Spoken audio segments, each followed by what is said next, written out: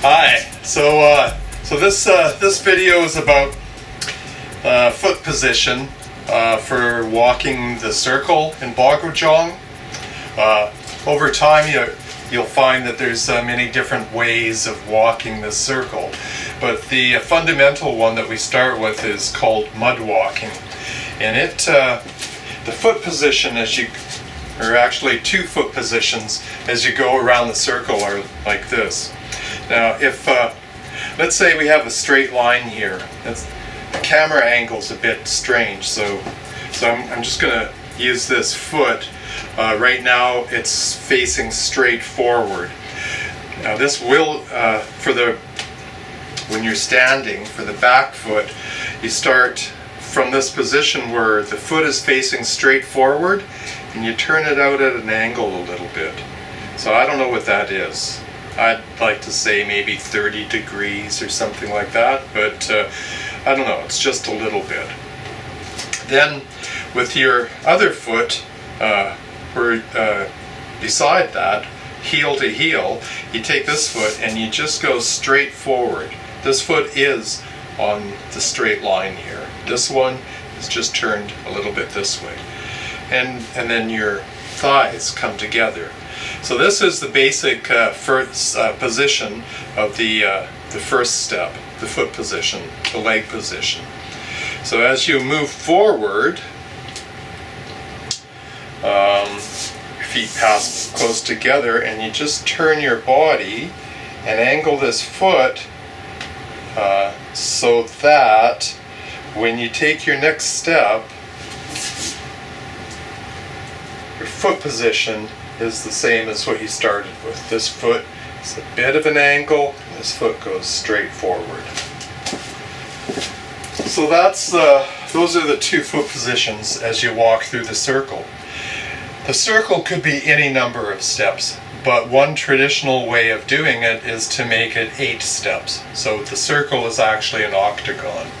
So if you started from this position, 1, bit of an angle here, straight foot, shift your weight forward, come around the first turn, and step 2,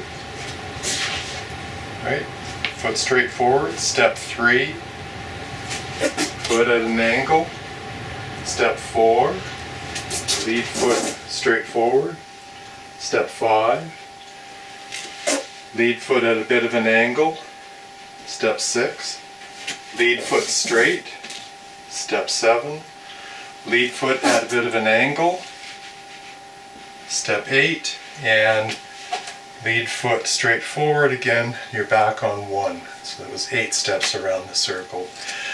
So that's the basic foot position. The other things that are important to get started with are that when you take the step, you don't want to lift this heel too high off the ground. So the idea is that eventually you're going to start pushing off from this back foot. On mats or solid surfaces that are dry, it's not too much of an issue, but in the world outside, you could be on grass, it could be a little bit wet, probably a lot of things, but when you lift your heel and you try to push off of your toes, you'll get kind of a slipping motion and you'll lose a lot of power. So you want to start this motion with a fairly flat foot. You just have more traction that way. And as you go forward, the heel can come up, but you try not to make it come up too high. There's a few other issues there. And you just try it, ideally, what you want to do is keep this heel, the foot flat as you step around. But nobody's perfect, and as you go faster, you're going to want to lift this heel up a bit as you come around. What is important is that, piece of tape on my shoe. What is important is that when the front foot lands, let's go this way. When the front foot lands, it's flat, or very close to flat. It might, something like this, maybe this, depending on what you're doing. But basically it's flat. And so that prepares you to move back or to move to the side, do a lot of different stepping patterns without having to put your foot down first. So it's quicker, basically, and that's part of the idea here is training steps that are efficient and fast and agile. So, front foot down flat, rear foot flat, keep it close to the ground, step down, flat foot, up, flat foot, here, here. So there are different kinds of mud walking, and different schools look at sort of accentuate different pieces of it.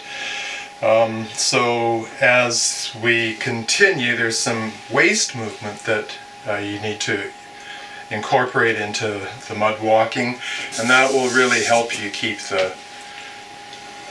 your heels down a fair bit. But that's not the point of this video. The point of this video is really the foot position as you walk around, and you know, to get 8 steps.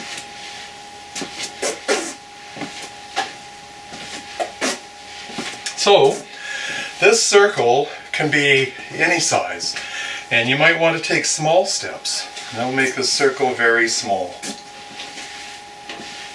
Or you might want to take larger steps. Of course, the size of the circle is going to change.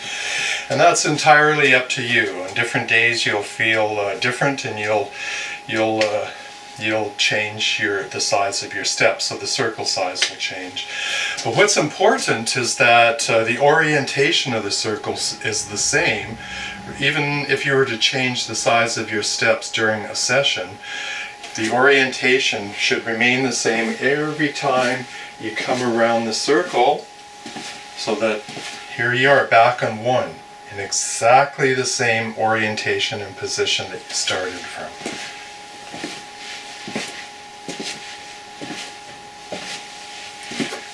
Here.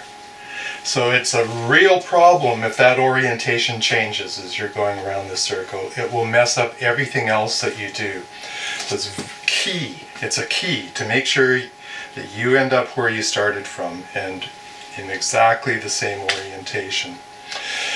Also, you walk both directions. So I was going counterclockwise here, but that would mean that I should also do the same number of circles in a counterclockwise direction during any session, and you keep things balanced that way.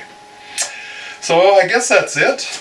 2 steps, foot straight, foot turned, so that when you take the next step, this one will be straight again, and this one will be at a slight angle from that one, and you keep going around the circle. That's it. That's all there is to know about the foot position to begin with. So yeah, bye for now.